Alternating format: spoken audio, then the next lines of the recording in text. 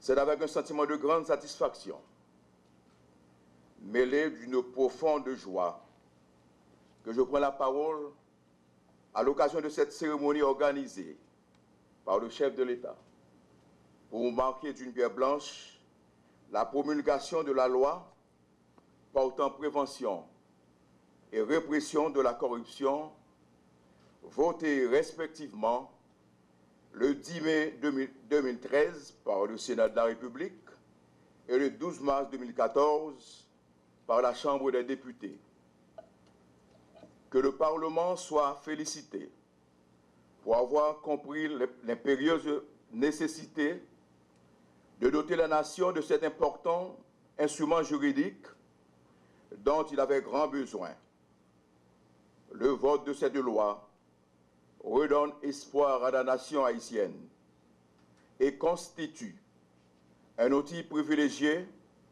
de lutte contre l'impunité, la malgouvernance, les détournements de fonds et de biens publics, l'enrichissement illicite, la surfacturation des bordereaux au détriment de l'État, le blanchiment des avoirs du crime et j'en passe. Le symbolisme fort qui se dégage de cette cérémonie est à la dimension de la volonté politique maintes fois exprimée, aussi bien par le chef de l'État et par le Premier ministre, et matérialisée par des actes concrets tels que la mise en œuvre du comité interinstitutionnel dont le leadership et la coordination ont été expressément confiés à la Direction générale de l'unité de lutte contre la corruption. Cette task force chargée de combattre la contrebande, l'évasion et la fraude fiscale, ces infractions ayant toute la corruption comme dénominateur commun. La fourniture par le gouvernement à cette entité de moyens logistiques nécessaires à la poursuite de sa mission. La création d'une table sectorielle sur la transparence dans la passation des marchés publics. La publication de la loi sur le blanchiment des capitaux. La publication récente de l'arrêté présidentiel établissant le code de déontologie pour la gouverne de tous les agents de la fonction publique. Il est opportun de souligner que cette nouvelle loi prend en compte non seulement les prescrits de la Constitution de la République relatifs aux infractions fiscales, mais aussi incrimine tous actes de corruption tels que définis aussi bien par la Convention des Nations Unies contre la corruption que par la Convention interaméricaine contre la corruption, signée et ratifiée toutes deux par notre pays. Cette loi préconise également l'incrimination des faits de corruption non réprimés jusque-là par le droit positif haïtien. En effet, combien d'actes répréhensibles sont restés impunis depuis toujours jusqu'à date, ce faute de provision légale. Désormais, les autorités qui ont pour mission de poursuivre les auteurs et complices des faits aussi courants que l'enrichissement illicite aux dépens de l'État, l'octroi de pots de vin pour l'obtention d'un marché public ou toute autre faveur indue, le paiement de commissions illicites, le délit d'initié, le trafic d'influence, pour ne citer que ces faits, n'auront pas l'excuse du silence de la loi, et il en est de même de celle des autorités chargées de dire le mot du droit sur les espèces dont elles sont saisies.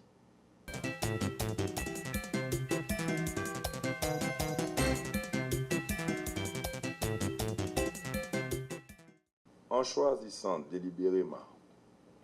de donner un caractère solennel à la promulgation de cette loi sur la corruption, j'ai voulu signifier à tous mes compatriotes d'ici et d'ailleurs, aux serviteurs de l'État et aux membres du secteur privé des affaires, l'importance que mon administration accorde à ce nouvel instrument juridique dans le combat quotidien pour l'instauration d'une gestion saine et transparente des deniers de l'État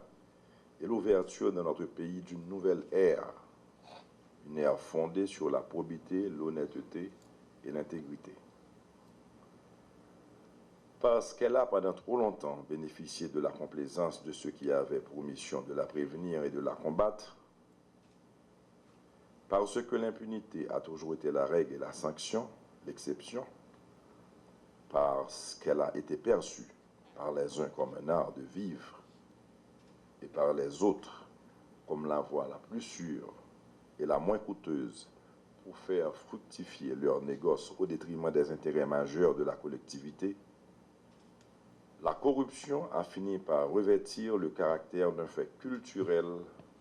comme l'ont si bien signalé nos scientifiques, qui se sont donné la peine de se pencher sur ce phénomène pour en découvrir les causes et dégager ses conséquences sur l'évolution de notre société. Aujourd'hui, mon rêve de splendeur et de progrès pour mon pays, que j'ai déclaré ouvert aux affaires, ma vision d'une Haïti enfin débarrassée de l'analphabétisme et de la pauvreté extrême de la grande majorité de la population, mon vœu de voir enfin notre patrie projetée vers un avenir aux dimensions de son passé glorieux,